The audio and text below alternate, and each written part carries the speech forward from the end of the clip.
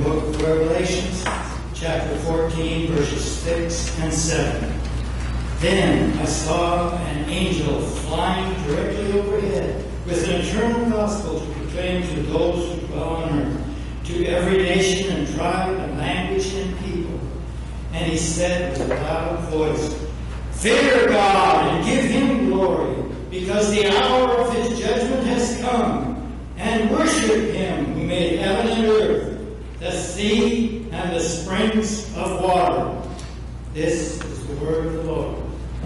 Thanks be to God. Psalm for this morning is Psalm 46, read responsibly.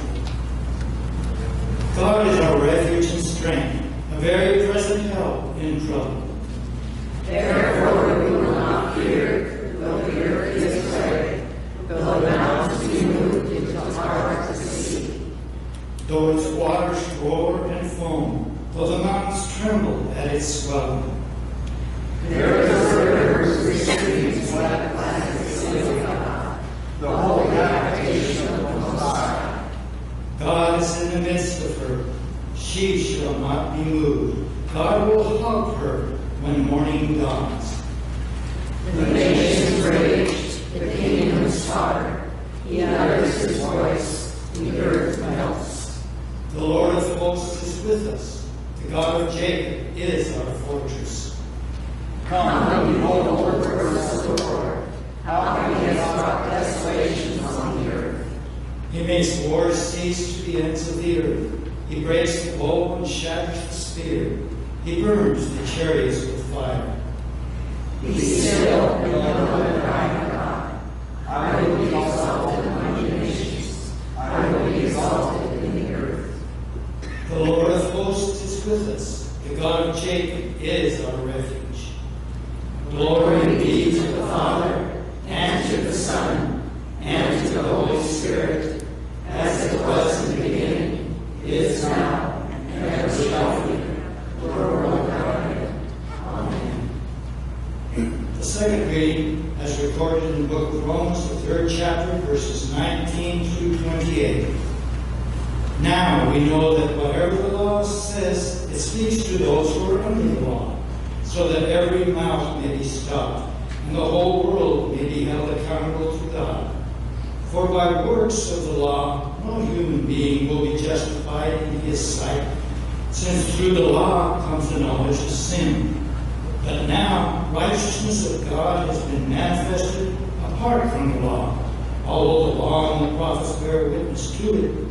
The righteousness of God through faith in Jesus Christ for all who believe. For there is no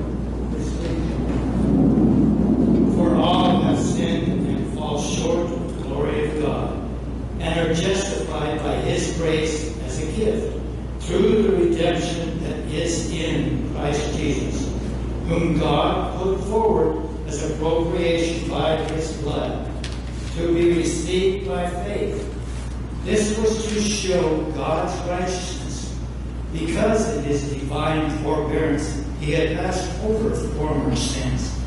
It was to show his righteousness at the present time, so that he might be just and the justifier of the one who has faith in Jesus.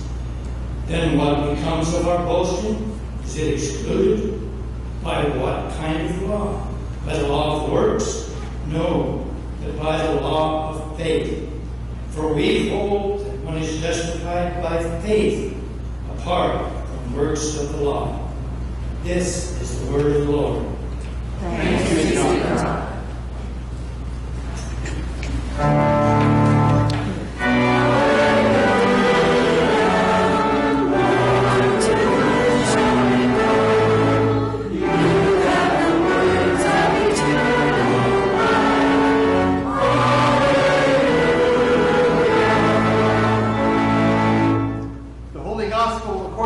John, the 8th chapter.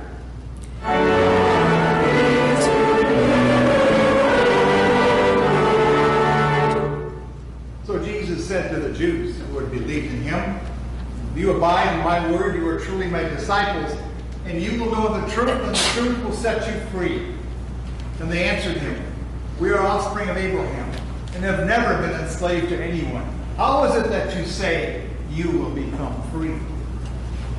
Jesus answered them, truly, truly, I say to you, everyone who commits sin is a slave to sin.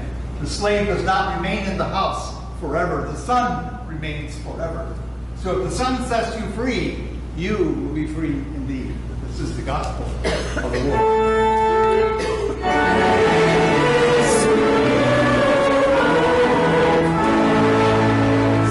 Please be seated.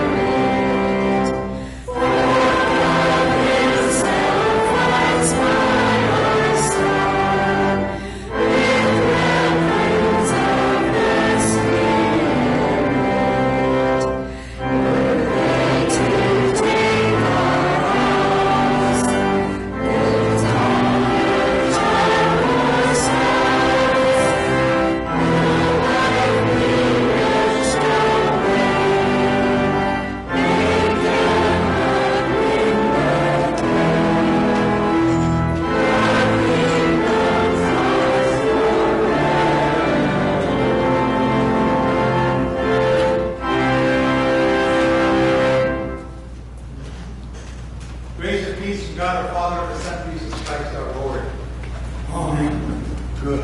Thank you, Carl. Very good. I got him trained. In the name of the Father, and the Son, and the Holy Spirit. Amen. There you go. Now you're all trained. Okay. When I was over at Holy Cross, the pastor there for many years, that's a long time ago. Time moves on. I was asked by the cook at Burgerville in Canby if I would perform her marriage. And I go, sure, I'd be glad to. One problem with that is her potential husband was in the Oregon State Penitentiary. I go, whoa, how's that going to happen? But, you know, I said I do that. So I went down there and spent some time with him. And he thought it would be a good idea if I would do that. So the day came, and she came down, and I did the wedding, and immediately he was hustled off to jail, and she was asked to leave. But the prison guards asked me to stay for a while, and I thought, oh, what did I do wrong? You know? No, they asked, when I was interviewing this inmate, some of the inmates were listening, because it wasn't in a private, it was in a kind of open area, and they wanted me to stay. So I said I would. And so we had a Bible study. It was kind of cool. And then I was invited back again. Now, if you ever visit in the Oregon State Penitentiary, boy, it takes you an hour just to get in there.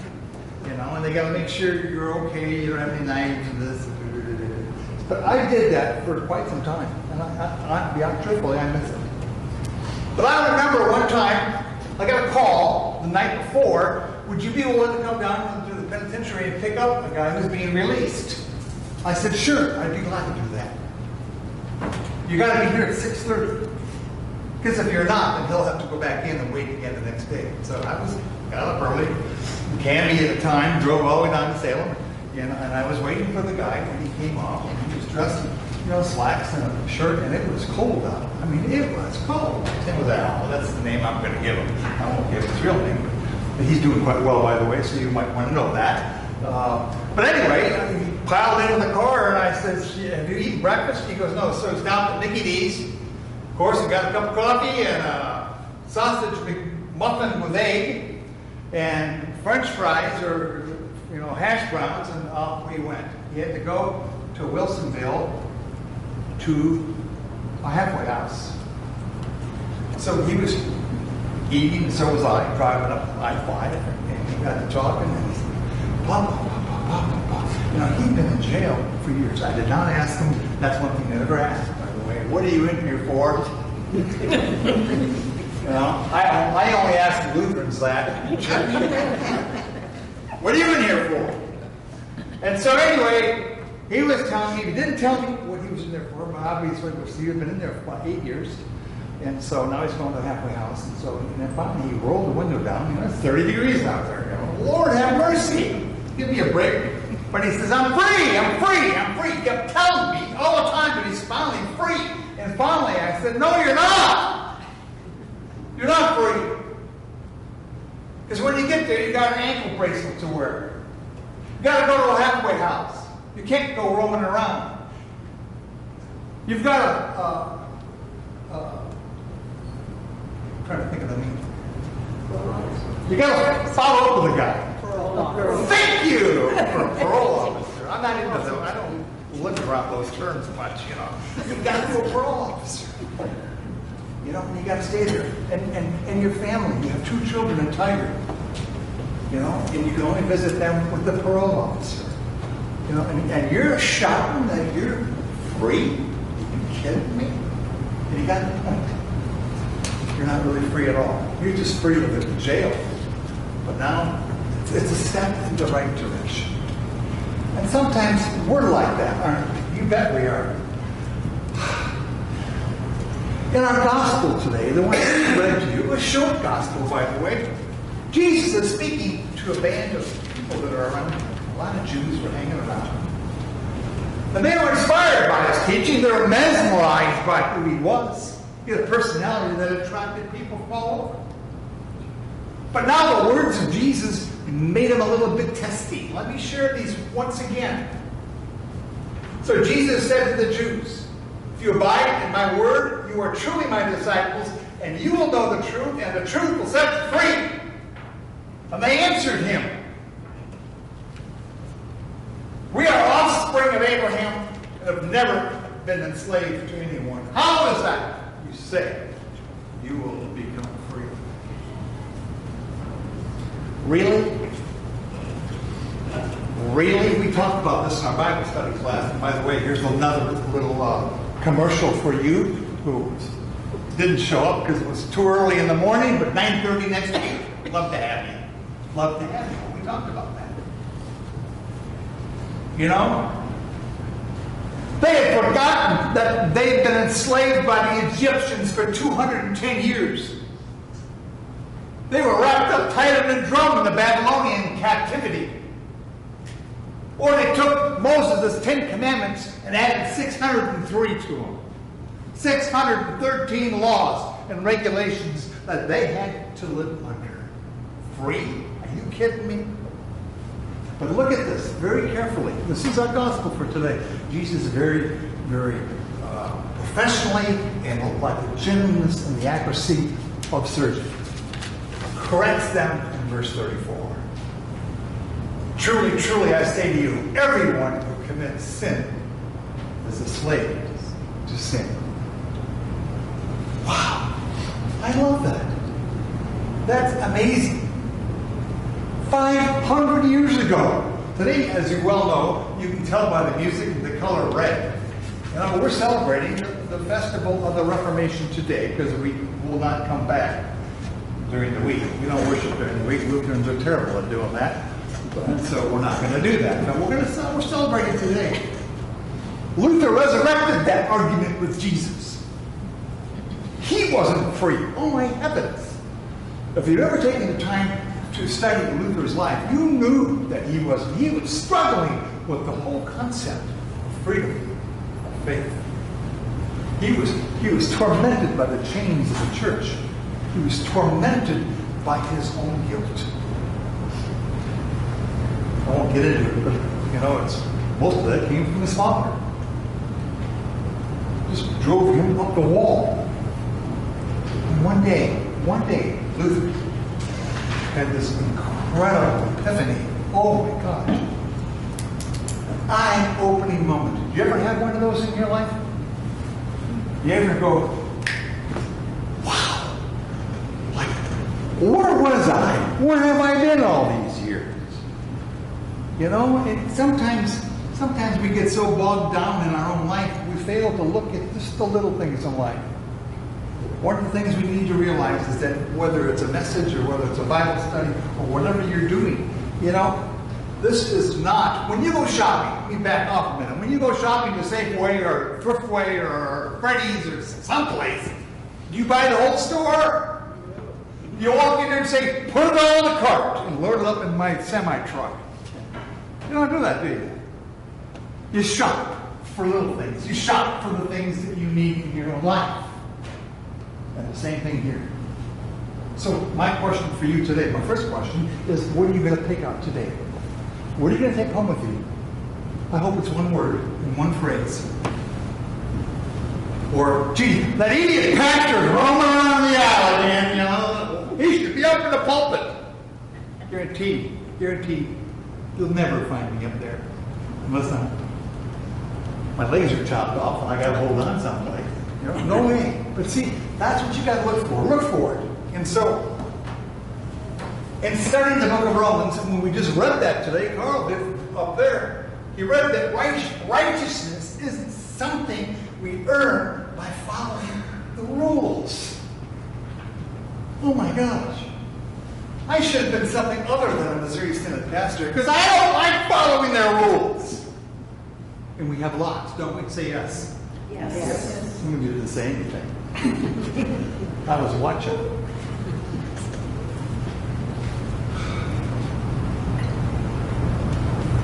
Righteousness is a gift from God. And all we have to do, friends in Christ, is believe it. Sometimes that's hard for us to do, and especially hard for Lutherans to do, to believe it. Without any question. All the sins, all the shame, all the punishment that we deserve for all the things that we've done in our lives are ended. It's done. It's finished. It's erased. So now, 500 years after Luther's realization that he was set free, oh my gosh, I have a question, a second question for you, okay? What if it's true? What if it's true? What if we really are forgiven? You know, I don't like visiting sure there's none of my family members here. Nope, not today. There will be someday, and I got caught for it one time. Don't you dare send that off to my wife. I don't like visiting her dad. Drives me insane. He's 89 years old, sits in that chair, never leaves it. He's always complaining about his brother and his mother and his father. 30, 40, 50 years ago. That's never left him. I said, Abner, why don't you just get rid of it? You don't have to keep living that every single day of your life. You're going to go to jail, which is hell for doing that. And a lot of people in the church are like that. I don't know who you are. I don't even know you well enough yet. I will shortly. Some of you are going through that right now. Some of you haven't talked to your sister or your brother. I won't say parents because you're all too old, you know, for that. I think. What are you giggling about, lady? Marge, you know I love you. It's only been a month. But I love you. You know. But some of you are living that life. Some of you have not talked to your brother or sister or a family member or your son or your daughter in years. Shame on you! Shame on you. I don't know how you could live without the blessing of your children. I got to share. Here's a little rabbit trail. I love rabbit trails, right? Class, Bible study class? Yeah. I love rabbit trails. I'm going down right now. My daughter called yesterday. My second daughter. Dad, I'm engaged. And I said, honey, looking like an idiot. It's about time. My gosh. Bradley asked me 6 months ago if you could have your hand in marriage. What are you waiting for? And then, 2 hours later, my son called, and his wife, saying that they were pregnant. Praise God! Well, but I'm not supposed to say anything to my family. I can say it to you. Don't you say a word if you do. I'd be dead meat. But isn't it cool? And some of us miss that. Some of us miss that in our families. You need to let go of it. You do.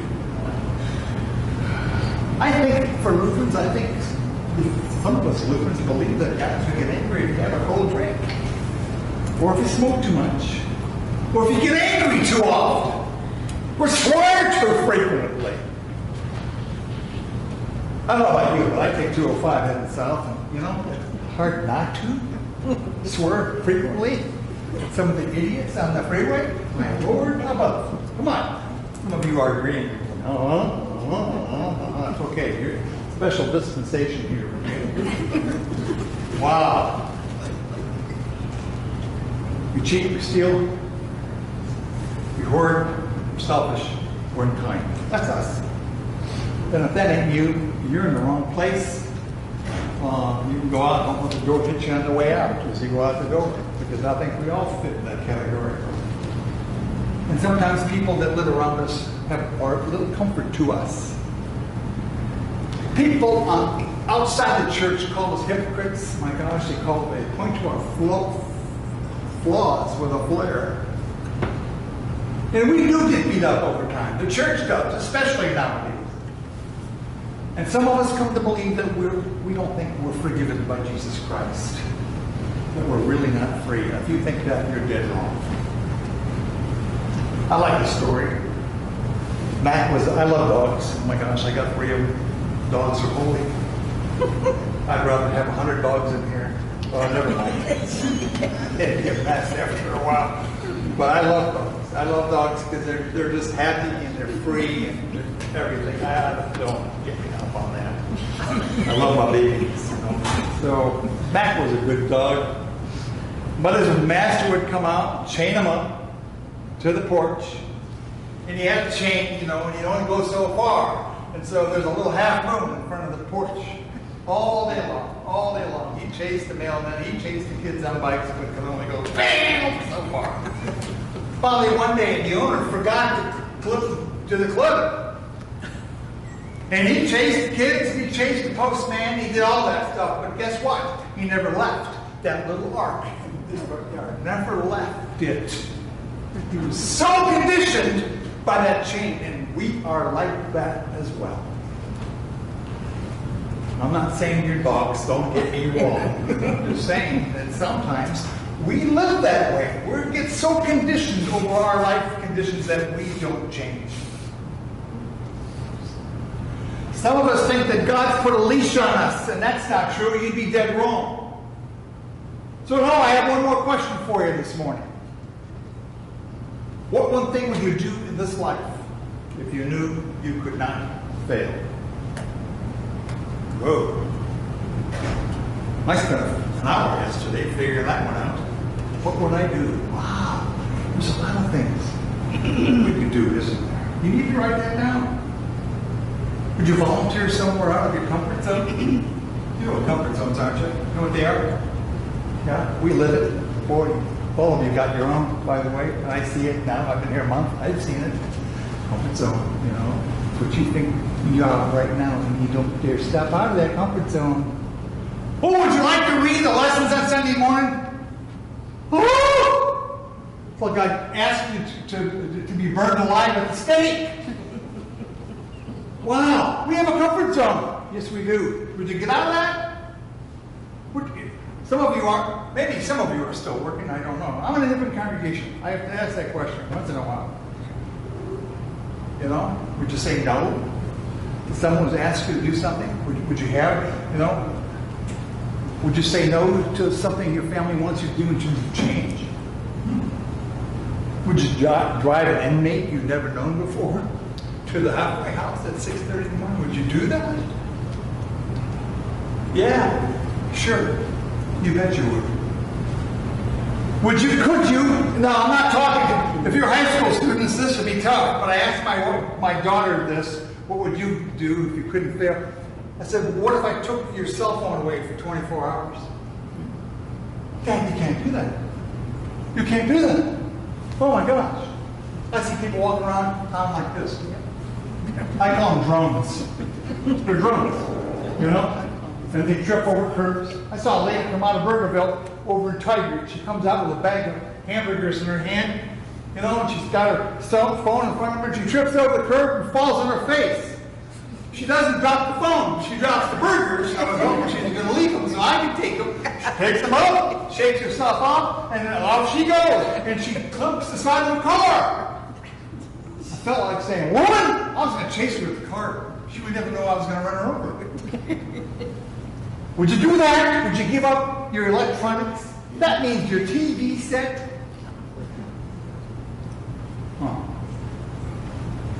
Would you give more than you could afford, that you thought you could afford? People who were in need.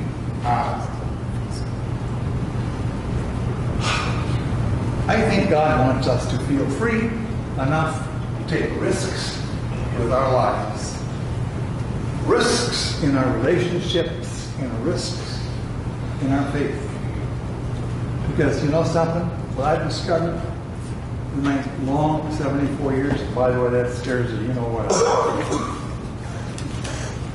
I don't have 20 good years left. Are you kidding me? It scares me. But free is good. Free is good.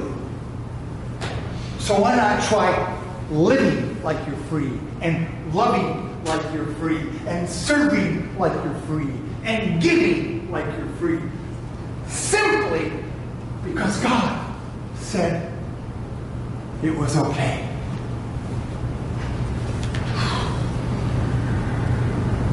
Well, I'm done. I don't need to tell you anymore. And that's true. Jesus Christ has truly set you free. I got it.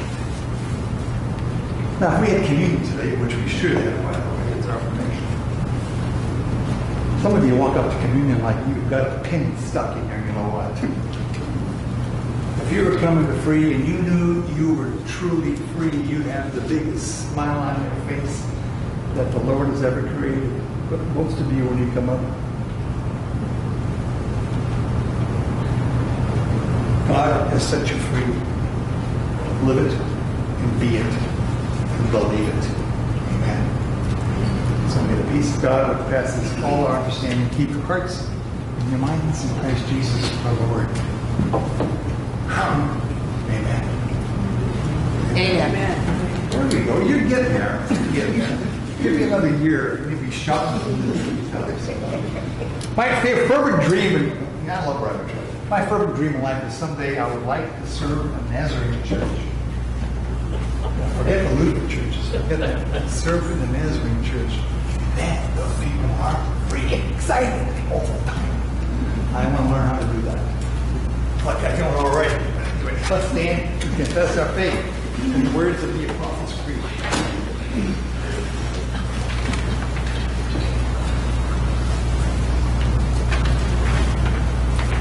I believe in God the Father Almighty, maker of heaven and earth, and in Jesus Christ, His only Son, our Lord, who was conceived by the Holy Spirit, born of the Virgin Mary, suffered under Pontius Pilate, was crucified, died, and was buried.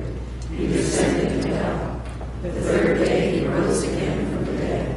He ascended into heaven, and sits at the right hand of God the Father Almighty. And He shall come to judge the living and the dead.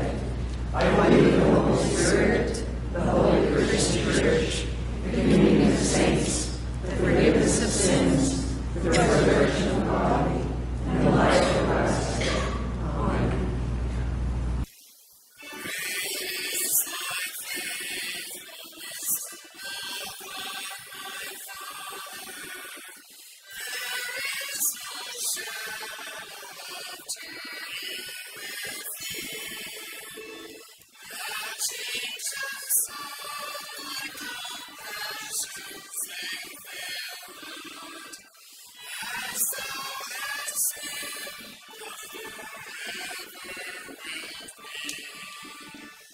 Great is thy faithfulness.